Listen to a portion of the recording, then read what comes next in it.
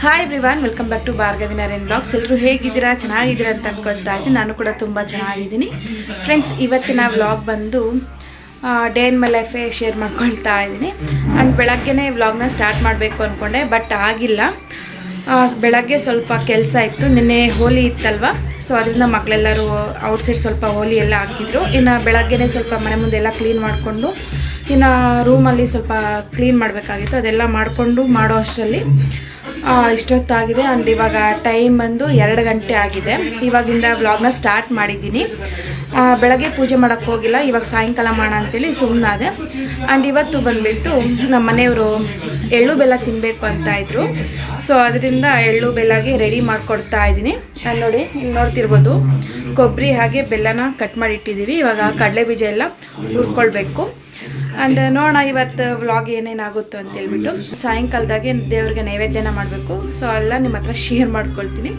ಹಾಗಾದರೆ ಬನ್ನಿ ವ್ಲಾಗ್ನ ಸ್ಟಾರ್ಟ್ ಮಾಡೋಣ.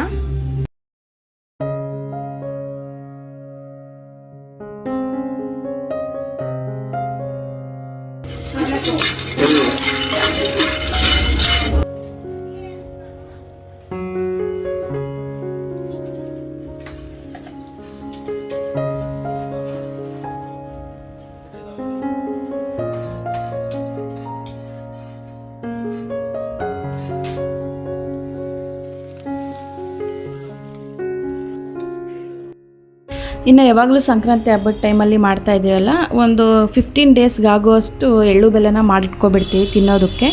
ಬಟ್ ಅದು ಖಾಲಿ ಆಗೋಗ್ಬಿಟ್ಟಿತ್ತಲ್ವ, ಹಬ್ಬ ಆಗಿ 2 ಮಂತ್ಸ್ ಆಯಿತು. ಇನ್ನು ನಮ್ಮ ಮನೆಯವರು ಯಾವಾಗಂದರೆ ಯಾವಾಗಲೇ ಕೇಳ್ತಾ ಇರ್ತಾರೆ, ಏನಾದರೂ ತಿನ್ನಬೇಕು ಅಂದಾಗ ಮಾಡಿಕೊಟ್ಬಿಡ್ತಾ ಇರ್ತೀವಿ. ಸೊ ಇವತ್ತು ಬಂದುಬಿಟ್ಟು ಎಳ್ಳು ಬೆಲ್ಲನ ತಿನ್ನಬೇಕು ಆಸೆ ಆಗ್ತಾ ಇದೆ ಅಂತ ಹೇಳ್ತಿದ್ರು. ಸೊ ಅದರಿಂದ ಬೇಗ ಎಳ್ಳು ಬೆಲ್ಲಗೆಲ್ಲ ರೆಡಿ ಮಾಡಿ ಇಟ್ಕೊಂಡ್ವಿ. ನಾನಿಲ್ಲಿ ಎಳ್ಳನ್ನ ಜಾಸ್ತಿ ಹಾಕ್ಕೊಳ್ತಾ ಇದ್ದೀನಿ. ಎಳ್ಳಿನಲ್ಲಿ ಕ್ಯಾಲ್ಶಿಯಂ ಹೆಚ್ಚಾಗಿರುತ್ತೆ, ಸೊ ಬೋನ್ಸ್ ತುಂಬ ಸ್ಟ್ರಾಂಗ್ ಆಗುತ್ತೆ ಎಳ್ಳನ್ನ ತಿನ್ನೋದ್ರಿಂದ. ಆ್ಯಂಡ್ ಬೆಲ್ಲದಲ್ಲಿ ಗೊತ್ತೇ ಇದೆ, ಬೆಲ್ಲದಲ್ಲಿ ಐರನ್ ಜಾಸ್ತಿ ಇರುತ್ತೆ. ಸೊ ಇದನ್ನು ತಿನ್ನೋದ್ರಿಂದ ರಕ್ತ ಹೆಚ್ಚಾಗುತ್ತೆ. ಆ್ಯಂಡ್ ಬ್ಲಡ್ ಸರ್ಕ್ಯುಲೇಷನ್ ತುಂಬಾ ಚೆನ್ನಾಗಾಗುತ್ತೆ. ಸ್ಕಿನ್ಗೆ ಮತ್ತು ಹೇರ್ಸ್ಗೆ ತುಂಬಾ ಒಳ್ಳೆಯದು ಎಳ್ಳು, ಬೆಲ್ಲ, ಕೊಬ್ಬರಿ ಎಲ್ಲ ತಿನ್ನೋದ್ರಿಂದ. ಆ್ಯಂಡ್ ಊಟದ ನಂತರ ಎಳ್ಳನ್ನ ತಿನ್ನೋದ್ರಿಂದ ಜೀರ್ಣಕ್ರಿಯೆ ಚೆನ್ನಾಗಾಗುತ್ತೆ. ಹಾಯ್ ಫ್ರೆಂಡ್ಸ್ ನೋಡಿ, ಈ ಥರ ಒಂದು ಕಂಟೈನರ್ ಬಾಕ್ಸ್ ಒಳಗಡೆ ಹಾಕಿ ಎಳ್ಳು ಬೆಲ್ಲನೆಲ್ಲ ಎತ್ತಿಟ್ಬಿಡ್ತೀನಿ. ಯಾವಾಗ ಬೇಕಂದರೆ ಯಾವಾಗ ತಿನ್ಕೊಳ್ಬೋದಲ್ವ. ಸೊ ಅದರಿಂದ ಈ ಬಾಕ್ಸಲ್ಲಿ ಹಾಕಿ ಇಟ್ಟಿರ್ತೀನಿ. ನಮ್ಮ ಮನೆಯವ್ರಿಗೆ ತುಂಬ ಇಷ್ಟ ಎಳ್ಳು ಬೆಲ್ಲ. ಸೊ ಯಾವಾಗ ತಿನ್ನಬೇಕು ಅಂತಾರೋ ಅವಾಗ ಮಾಡಬೇಕು, ಆವಾಗಲೇ ತಿನ್ನಬೇಕು ಅಂತ ಏನಿಲ್ಲ.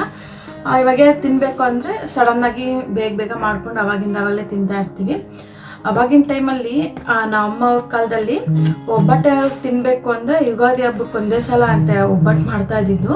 ಬಟ್ ಇವಾಗೇನಲ್ಲ, ನಮ್ಮ ಮನೇಲಿ ತಿಂಗಳಿಗೊಂದ್ಸಲ ಆದರೂ ಮಾಡ್ತಾನೆ ಇರ್ತೀವಿ.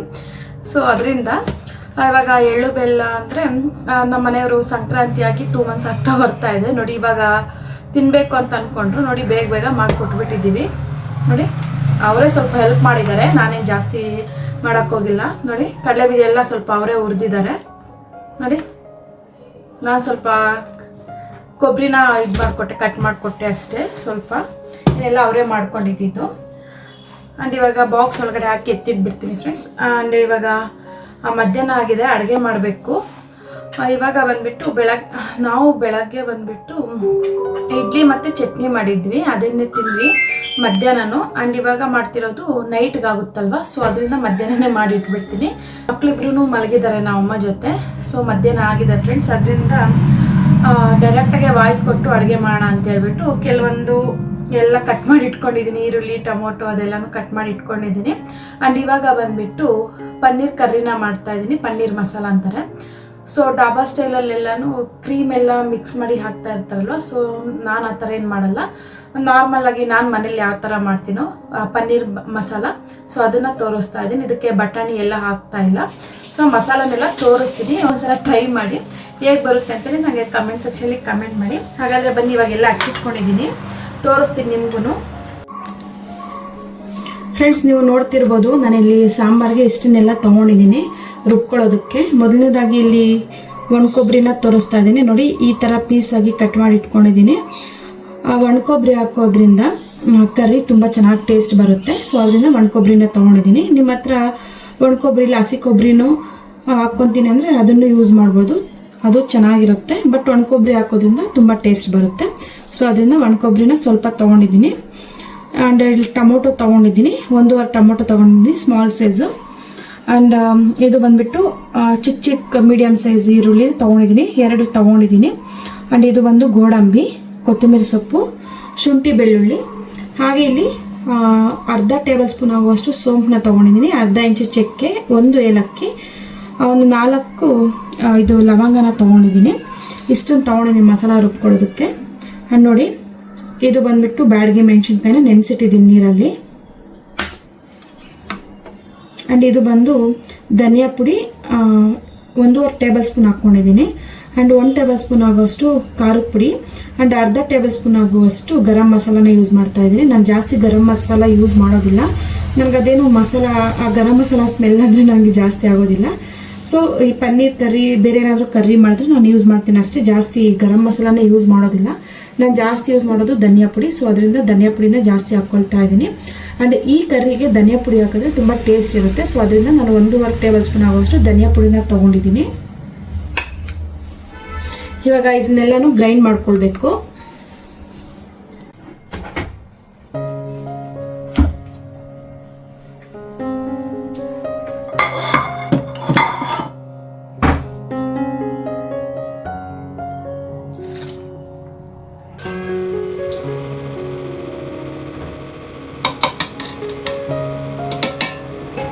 ಫ್ರೆಂಡ್ಸ್, ಇದು ಮಸಾಲ ಹಾಕ್ಕೊಂಡಿದೆ ಅಲ್ವಾ, ನಾನು ಕರ್ರಿ ಮಾಡಬೇಕಾದ್ರೆ ಅದ್ರ ಮೇಲೆ ಉದುರಿಸೋದಿಲ್ಲ, ಡೈರೆಕ್ಟಾಗಿ ನಾನು ರುಬ್ಕೊಳ್ಳೋದಕ್ಕೆ ಹಾಕ್ಕೊತೀನಿ.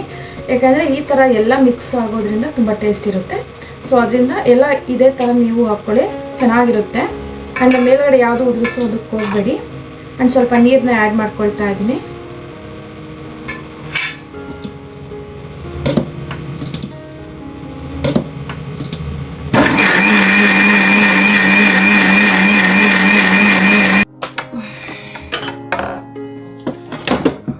ನೋಡಿ, ಕಾಣಿಸ್ತಿದ್ಯಾ? ಈ ಥರ ಬಂದಿದೆ. ಸೊ ಈಸಿಯಾಗೂ ಆಗೋಗ್ಬಿಡುತ್ತೆ. ಆ ಮಸಾಲ ಆಗಬೇಕು, ಈ ಮಸಾಲ ಆಗಬೇಕು ಅಂತ ಏನಿಲ್ಲ. ಸೊ ಅದರಿಂದ ನಾನಿವಾಗ ತೋರಿಸ್ದೆಲ್ಲ ಇಷ್ಟನ್ನು ಹಾಕ್ಕೊಂಡ್ರೆ ಚೆನ್ನಾಗಿರುತ್ತೆ. ನೋಡಿ, ಇವಾಗ ಮಸಾಲ ಎಲ್ಲ ರೆಡಿ ಆಗಿದೆ. ಇವಾಗ ನಾನು ಯಾವ ಥರ ಮಾಡೋದು ಅಂತೇಳಿ ತಿಳಿಸ್ಕೊಡ್ತೀನಿ. ಮಾಡ್ತಾಯಿದ್ದೀನಿ ನೋಡಿ. ಇದು ಎಷ್ಟು ಗ್ರಾಮ್ ಇದೆ ಅಂದರೆ 200 ಗ್ರಾಮ್ ಇದೆ. 2 ಸರಿ 400 ಗ್ರಾಮ್ಸ್ ಇದೆ. ನಾನು ಇದರಿಂದ ಮಾಡ್ತಾ ಇದ್ದೀನಿ. ಇದನ್ನು ಚಿಕ್ಕ ಚಿಕ್ಕ ಕ್ಯೂಬ್ಸ್ ಆಗಿ ಕಟ್ ಮಾಡ್ಕೊಳ್ಬೇಕು. ನಾನಿವಾಗ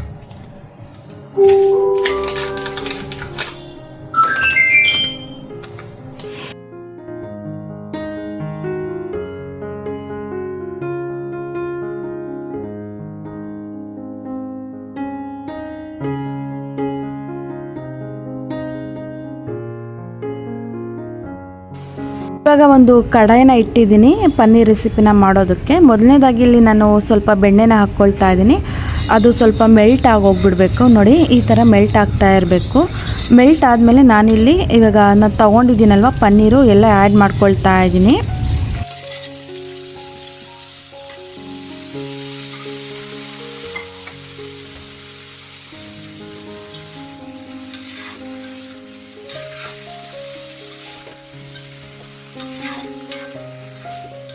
ಇವಾಗ ಬೆಣ್ಣೆ ಜೊತೆ ಪನ್ನೀರ್ನೆಲ್ಲ ಸ್ವಲ್ಪ ಒಂದು 5 ನಿಮಿಷ ಫ್ರೈ ಮಾಡ್ಕೊಂಡ್ಮೇಲೆ ಸ್ವಲ್ಪ ಅದಕ್ಕೆ ಅರಿಶಿಣದ ಪುಡಿ, ಉಪ್ಪು ಮತ್ತು 1 ಟೇಬಲ್ ಸ್ಪೂನ್ ಆಗುವಷ್ಟು ಖಾರದ ಪುಡಿನ ಆ್ಯಡ್ ಮಾಡಿಕೊಂಡು ಚೆನ್ನಾಗಿ ಮಿಕ್ಸ್ ಮಾಡ್ಕೊಳ್ಬೇಕು. ಉಪ್ಪು ಖಾರ ಚೆನ್ನಾಗಿ ಇಡಿಸ್ಬೇಕು ಪನ್ನೀರ್ಗೆ. ಸೊ ಅದರಿಂದ ಚೆನ್ನಾಗಿ ಫ್ರೈ ಮಾಡ್ಕೊಳ್ತಾ ಇರಬೇಕು.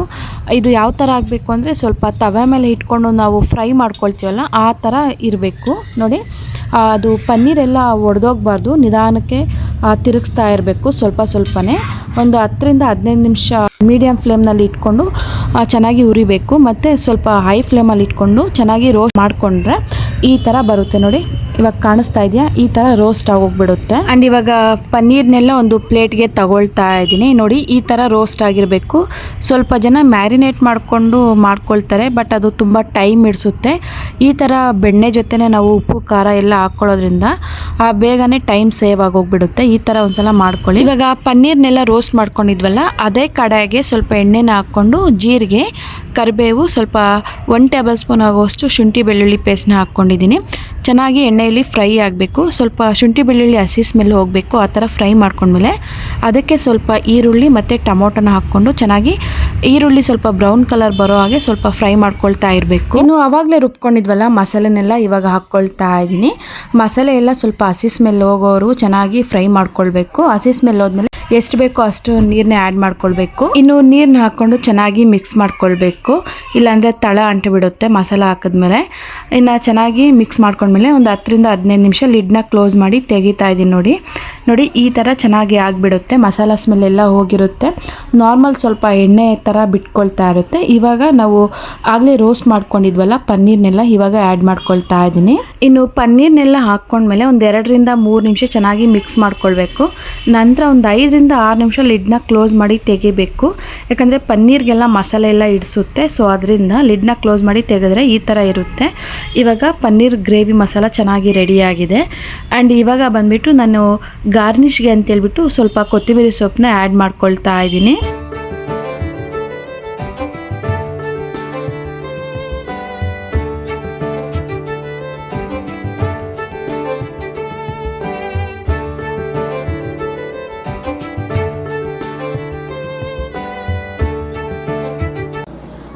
ಹಾಯ್ ಫ್ರೆಂಡ್ಸ್ ಆ್ಯಂಡ್ ಶನಿವಾರ ಒಂದು ವಿಡಿಯೋನ ಪೋಸ್ಟ್ ಮಾಡಬೇಕು, ಬರ್ತ್ಡೇ ವಿಡಿಯೋನ. ಸೊ ಅದರಿಂದ ಸ್ವಲ್ಪ ಎಡಿಟಿಂಗ್ ಇದೆ ಆ್ಯಂಡ್ ಸ್ವಲ್ಪ ವಾಯ್ಸ್ ಓವರ್ ಇದೆ, ಸ್ವಲ್ಪ ಎಲ್ಲ ಕೊಡಬೇಕು. ಆ್ಯಂಡ್ ಅದು ಒಂದು 7 to 8 ಮಿನಿಟ್ಸ್ ಇದೆ.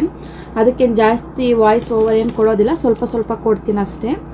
ಆ್ಯಂಡ್ ಸ್ವಲ್ಪ ಎಲ್ಲ ಸ್ಕ್ರಿಪ್ಟ್ನೆಲ್ಲ ಬರ್ಕೊಳ್ತೀನಿ ಮಿನಿ ವ್ಲಾಗ್ಗೆ. ಸೊ ಅದರಿಂದ ಸ್ವಲ್ಪ ಸ್ಕ್ರಿಪ್ಟನ್ನ ಬರ್ಕೊಬಿಟ್ಟು ಮತ್ತು ವಾಯ್ಸ್ ಓವರ್ನ ಕೊಡ್ತೀನಿ. ಕೆಲವರು ಯಾವ್ಯಾವ ಥರ ವಾಯ್ಸ್ ರೆಕಾರ್ಡ್ನ ಕೊಡ್ತಾರೆ ನನಗೆ ಗೊತ್ತಿಲ್ಲ. ಆ್ಯಂಡ್ ನಾನು ಸ್ವಲ್ಪ ಮೈನ್ ಪಾಯಿಂಟ್ಸ್ನ ಬರ್ಕೊಂಡ್ಬಿಟ್ಟು ವಾಯ್ಸ್ ಓವರ್ನ ಕೊಟ್ಬಿಡ್ತೀನಿ, ನನಗೆ ಈಸಿ ಆಗೋಗ್ಬಿಡುತ್ತೆ. ಸ್ಟಾರ್ಟಿಂಗ್ ನಾನು ವೀಡಿಯೋನ ಸ್ಟಾರ್ಟ್ ಮಾಡಿದಾಗ ನನಗೂ ಏನು ಗೊತ್ತಿರಲಿಲ್ಲ, ಡೈರೆಕ್ಟ್ ವೀಡಿಯೋ ಬರ್ತಾ ಇದೆಯಾ ಅದಕ್ಕೆ ವಾಯ್ಸ್ನ ಕೊಟ್ಕೊಂಡು ಹೋಗ್ತಾ ಇದ್ದೆ. ಬಟ್ ಸ್ವಲ್ಪ ತೊದಲ್ತಾ ಇದ್ದೆ, ಮಾತಾಡೋದು ಏನಾದರೂ ಸ್ವಲ್ಪ ಮಿಸ್ಟೇಕ್ ಆಗಿಬಿಡ್ತಾಯಿತ್ತು. ಅದೇ ವೀಡಿಯೋನ ಇನ್ನೊಂದು ಸಲ ಮಾಡಬೇಕು ಅಂದರೆ ಮರ್ತೋಗ್ಬಿಡ್ತಾ ಇದ್ದೆ. ಸೊ ಆ ಥರ ಮಾಡ್ತಾಯಿದ್ದೆ. ಆ್ಯಂಡ್ ಇವಾಗ ಬರ್ತಾ ಸ್ವಲ್ಪ ಎಲ್ಲ ಒಂದು ರಫ್ ಬುಕ್ನ ಇಟ್ಕೊಬಿಟ್ಟಿದೆ. ನೋಡಿ ಇದೆಲ್ಲ ಸ್ವಲ್ಪ ಬರ್ಕೊಂಡಿರೋದೆ, ನೋಡಿ ಕಾಣಿಸಿದ್ಯಾ, ಇದೆಲ್ಲ ಸ್ಕ್ರಿಪ್ಟ್ನ ಬರ್ಕೊಂಡು ಎಲ್ಲ ನೋಡಿ ನನ್ನ ಮಕ್ಕಳೆಲ್ಲ ಗೀಚ್ಬಿಟ್ಟಿದ್ದಾರೆ. ಸುಮ್ಮನೆ ರಫ್ ಬುಕ್ ಅಷ್ಟೇ. ಮೈನ್ ಬುಕ್ ಬಂದುಬಿಟ್ಟು ನಾನು ಡೈರಿ ಯೂಸ್ ಮಾಡ್ತೀನಿ. ಆ ಡೈರಿಯಲ್ಲಿ ಯಾವ ವ್ಲಾಗ್ನ ನಾನು ಸ್ಟಾರ್ಟ್ ಮಾಡಬೇಕು ಆ ಥರ ಎಲ್ಲ ಡೈರಿಯಲ್ಲಿ ಬರ್ಕೊಬಿಡ್ತೀನಿ. ಬಟ್ ಇದು ರಫಿಗೆ ಮಾತ್ರ ಇದನ್ನು ಯೂಸ್ ಮಾಡ್ತೀನಿ ನಾನು ಅಷ್ಟೇ. ಏನಾದರೂ ವಾಯ್ಸ್ ಓವರ್ನ ಕೊಡಬೇಕು ಅಂದರೆ ಈ ಥರ ರಫಲ್ಲಿ ಬರ್ಕೊಂಡ್ಬಿಟ್ಟು ನಾನು ಬೇಗ ವಾಯ್ಸ್ನ ಕೊಟ್ಬಿಡ್ತೀನಿ. ಯಾರ್ಯಾರು ಹೊಸದಾಗಿ ಯೂಟ್ಯೂಬ್ ಚಾನಲ್ನ ಸ್ಟಾರ್ಟ್ ಮಾಡಬೇಕು ಅಂದ್ಕೊಂಡಿದ್ದೀರೋ ಫಸ್ಟ್ ಆಫ್ ಆಲ್ ಒಂದು ರಫ್ ಬುಕ್ನ ಮೇಂಟೈನ್ ಮಾಡಿಬಿಡಿ, ನಿಮಗೆ ಈಸಿಯಾಗಿ ಹೋಗ್ಬಿಡುತ್ತೆ. ಸೊ ನಾನು ನಾನು ರಫ್ ಬುಕ್ನ ಮೇಂಟೈನ್ ಮಾಡ್ತಿರೋದು, ಸ್ಟಾರ್ಟಿಂಗಿಂದ ನಾನು ಯೂಸ್ ಮಾಡಿಲ್ಲ. ಅದೇ ಹೇಳಿದೆ ಅಲ್ವಾ, ಏನಾದರೂ ವಾಯ್ಸ್ನ ಕೊಡಬೇಕು ಅಂದಾಗ ಮರ್ತು ಹೋಗೋಗ್ಬಿಡ್ತಾ ಇದ್ದೆ. ಸೊ ಅದರಿಂದ ನಾನು ಒಂದು ರಫ್ ಬುಕ್ನ ಮೇಂಟೈನ್ ಮಾಡ್ತಾ ಇದ್ದೀನಿ. ಆ್ಯಂಡ್ ಇವಾಗ ಎಡಿಟಿಂಗ್ನ ಸ್ಟಾರ್ಟ್ ಮಾಡ್ಕೊಳ್ಬೇಕು.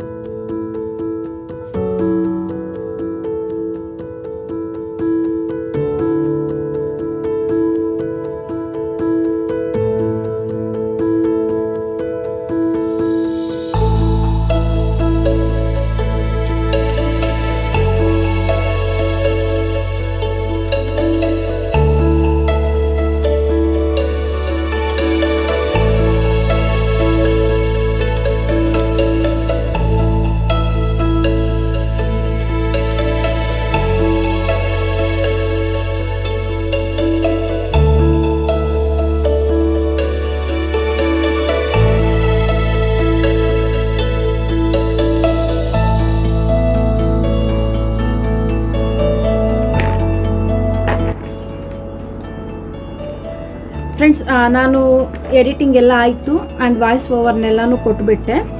ಆ್ಯಂಡ್ ಇವತ್ತು ನನ್ನ ಕೆಲಸ ಮುಗೀತು. ಆ್ಯಂಡ್ ಅವಾಗವಾಗ ಫ್ರೀ ಇದ್ದಾಗ ವಾಯ್ಸ್ ಓವರ್ನ ಕೊಟ್ಬಿಡ್ತೀನಿ, ಇಲ್ಲಾಂದರೆ ಮಕ್ಕಳು ಬಂದು ಡಿಸ್ಟರ್ಬ್ ಮಾಡ್ತಾ ಇರ್ತಾರೆ. ಸೊ ಯಾವಾಗ ಫ್ರೀ ಇರ್ತೀನೋ ಅವಾಗ ಮಾಡ್ಕೊಂಡು ಬಿಡ್ತಾ ಇರ್ತೀನಿ. ಆ್ಯಂಡ್ ಇವಾಗೆಲ್ಲ ಅಡುಗೆ ಎಲ್ಲ ಆಯ್ತಲ್ಲ, ಇನ್ನು ನೈಟೇ ಊಟ ಮಾಡೋದು ಅಂತೇಳ್ಬಿಟ್ಟು ಬೇಗ ಮಾಡ್ಕೊಂಡ್ಬಿಟ್ಟೆ ಕೆಲಸ ಎಲ್ಲನೂ. ಆ್ಯಂಡ್ ಇವತ್ತು ವೀಡಿಯೋನ ರೆಕಾರ್ಡ್ ಮಾಡ್ಕೊಳ್ತಾ ಇದ್ದೀನಿ ಹಾಗೆ. ಸೊ ಇವಾಗ ಇಷ್ಟು ಕೆಲಸ ಆಗೋಯ್ತು, ಮಿನಿ ವ್ಲಾಗು ಆಯಿತು, ಲಾಂಗ್ ವಿಡಿಯೋಗೂ ಆಗೋಯ್ತು. ಸೊ ನೆಕ್ಸ್ಟ್ ಏನು ಕೆಲಸ ಇದೆ ಅಂತ ನೋಡ್ತಾ ಇರಬೇಕು.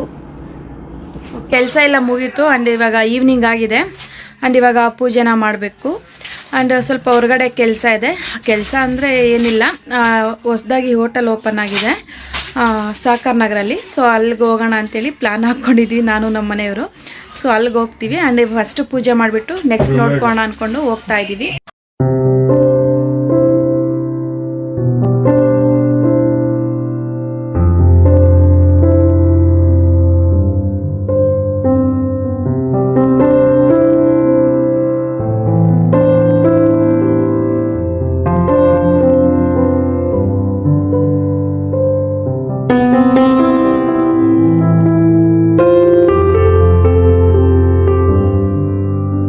ಇನ್ನು ಮಾಡಿ ಮೇಲೆ ವಾಕಿಂಗ್ ಮಾಡೋಣ ಅಂಥೇಳಿ ಬಂದುಬಿಟ್ಟೆ. ಇನ್ನು ಮಕ್ಕಳನ್ನು ಹಿಂದೆನೇ ಬಿದ್ದರು.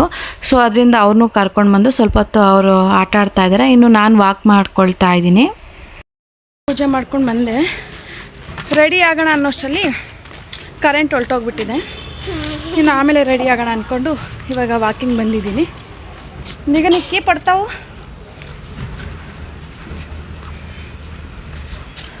ಸಂಜೆ ಟೈಮಲ್ಲಿ ಸ್ವಲ್ಪ ಹೊತ್ತು ವಾಕಿಂಗ್ ಮಾಡಿದ್ರೆ ಸ್ವಲ್ಪ ರಿಲ್ಯಾಕ್ಸ್ ಆಗ್ತೀನಿ.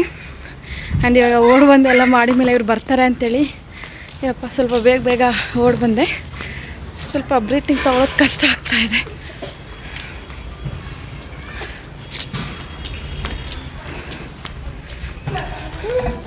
ಆ್ಯಂಡ್ ಕರೆಂಟ್ ಇಲ್ಲ. ಬೇಗ ಹೋಗಿ ಡ್ರೆಸ್ ತೆಗೆದಿಟ್ಕೊಳ್ಳೋಣ ಅಂದರೆ, ಆ್ಯಂಡ್ ಇಲ್ಲೇ ಅಲ್ವಾ ಯಾವುದೋ ಒಂದು ಡ್ರೆಸ್ ಹಾಕ್ಕೊಳ್ಳೋಣ ಅಂತೇಳಿ ಸುಮ್ಮನೆ.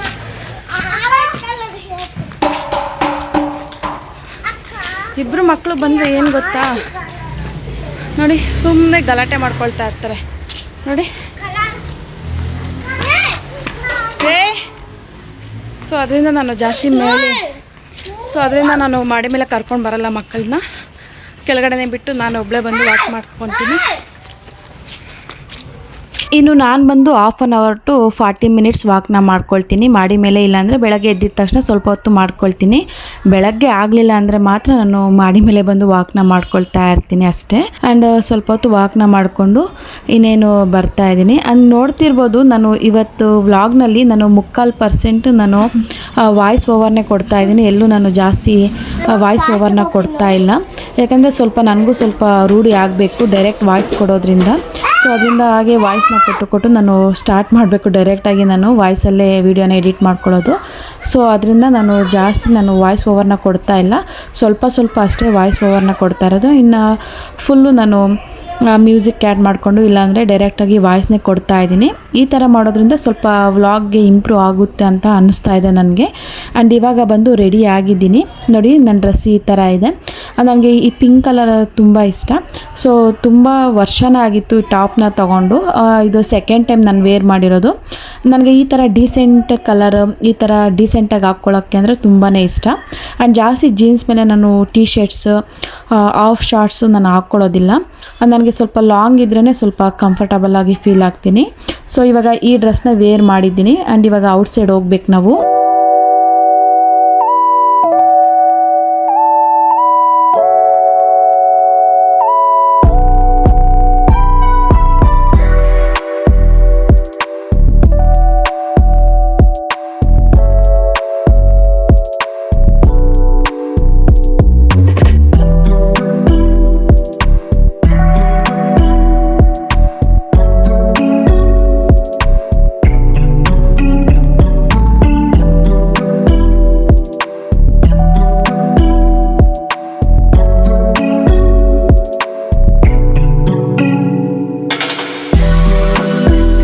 ಸೊ ನಾವಿವತ್ತು ಬಂದಿದ್ದೀವಿ ಸಹಕಾರ ನಗರದಲ್ಲಿ ಶುರುವಾಗಿರುವಂತಹ ಮೈಸೂರು ಡೈನಿಂಗ್ ಹಾಲ್ಗೆ ಇವತ್ತು ಬಂದಿದ್ದೀವಿ.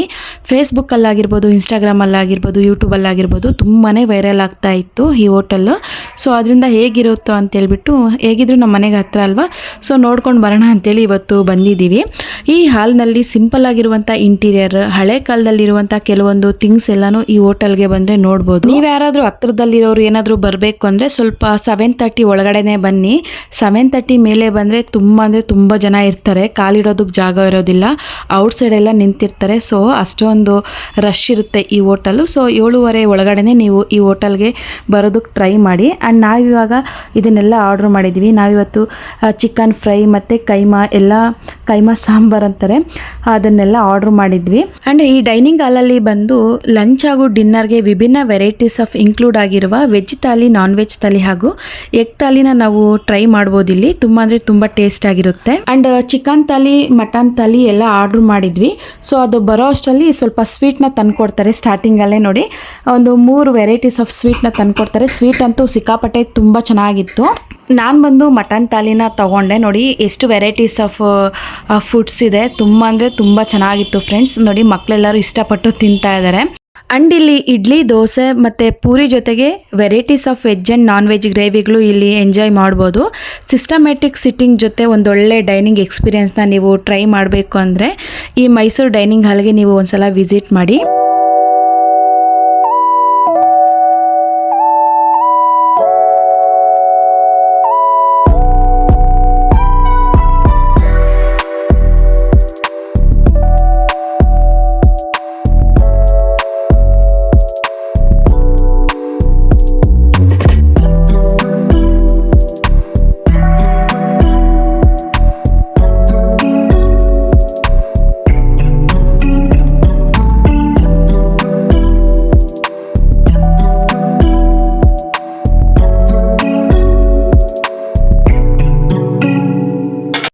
ಆ್ಯಂಡ್ ಫ್ರೆಂಡ್ಸ್ ಇಲ್ಲಿ ನೋಡ್ಬೋದು ಔಟ್ಸೈಡಿಂದನೇ ಎಷ್ಟು ಜನ ಇದ್ದಾರೆ. ಆ್ಯಂಡ್ ನಾವು ಊಟ ಮಾಡ್ಕೊಂಡು ಬಿಡೋ ಅಷ್ಟರಲ್ಲಿ 9 ಗಂಟೆ ಆಗೋಗ್ಬಿಟ್ಟಿತ್ತು. ನೋಡಿ ಔಟ್ಸೈಡಿಂದನೇ ವೆಯ್ಟ್ ಮಾಡ್ತಾ ಇದ್ದಾರೆ. ಸ್ವಲ್ಪ ದೊಡ್ಡದಾಗೆ ಇದೆ ಹೋಟೆಲ್ ಒಳಗಡೆ ಎಲ್ಲನೂ. ಆ್ಯಂಡ್ ತುಂಬ ಟೇಸ್ಟ್ ಇತ್ತಲ್ವ, ಸಿಕ್ಕಾಪಟ್ಟೆ ಜನ ಬರ್ತಾಯಿದ್ರು. ಆನ್ಲೈನಲ್ಲೇ ನೋಡಿಕೊಂಡು ತುಂಬ ಜನ ಬರ್ತಾ ಇದ್ದಾರೆ. ರೀಲ್ಸಲ್ಲೆಲ್ಲ ತುಂಬಾ ಫೇಮಸ್ ಆಗ್ತಾ ಇದೆ. ಫ್ರೆಂಡ್ಸ್ ಜಸ್ಟ್ ಇವಾಗ ತಾನೇ ಮನೆಗೆ ಬಂದ್ವಿ. ಆ್ಯಂಡ್ ಇವಾಗ ಟೈಮ್ ಬಂದು 9:15 ಆಗಿದೆ. ಆ್ಯಂಡ್ ನಾವು ಹೋಗಿದ್ದು 7 ಗಂಟೆಗೆ ಹೋಗಿದ್ವಿ. ಅವಾಗೇನು ಅಷ್ಟೊಂದು ಜನ ಬರ್ತಾ ಇರಲಿಲ್ಲ. ಬಟ್ ಹೋಗ್ತಾ ಸಿಕ್ಕಾಪಟ್ಟೆ ಜನ ಬಂದರು. Full rush ಆಗೋಗ್ಬಿಡ್ತು. ಔಟ್ಸೈಡ್ವರೆಗೂ ನಿಂತಿದ್ದಾರೆ, ಅಷ್ಟೊಂದು ಜನ ಇದ್ದಾರೆ. ಬಟ್ ನನಗೆ ಹೋಟ್ಲು ಫುಲ್ಲು ವೀಡಿಯೋನ ಮಾಡ್ಕೊಳ್ಳೋದಕ್ಕಾಗಿಲ್ಲ, ಸ್ವಲ್ಪ ಕ್ಲಿಪ್ಪಿಂಗ್ನೆಲ್ಲ ತೊಗೊಂಡೆ ಅಷ್ಟೇ. ಆ್ಯಂಡ್ ಸಿಕ್ಕಾಪಟ್ಟೆ ಜನ ಇದ್ದರು. ಆ್ಯಂಡ್ ಸರಿಯಾಗಿ ಮಾಡ್ಕೊಳಕ್ಕಾಗಿಲ್ಲ ಏನೇನು, ಸಾರಿ. ಆ್ಯಂಡ್ ನೋಡೋರಲ್ಲ ಫ್ರೆಂಡ್ಸ್ ಇವತ್ತಿನ ವಿಡಿಯೋ ಹೇಗಿತ್ತು ಅಂತೇಳಿ. ಆ್ಯಂಡ್ ನಿಮ್ಮೆಲ್ಲರಿಗೂ ಇಷ್ಟ ಆಗಿದೆ ಅಂತಲೇ ಅಂದ್ಕೊಳ್ತಾ ಇದ್ದೀನಿ. ಇಷ್ಟ ಆಗಿದೆ please like, share and subscribe ಮಾಡ್ಕೊಳ್ಳಿ. ಮತ್ತೆ ಸಿಗೋಣ ನೆಕ್ಸ್ಟ್ ವಿಡಿಯೋದಲ್ಲಿ. Thank you for watching. ಬನ್ನಿ ಎಲ್ಲರೂ ಬಾಯ್ ಹೇಳೋಣ. ಬಾಯ್ ಸೇ.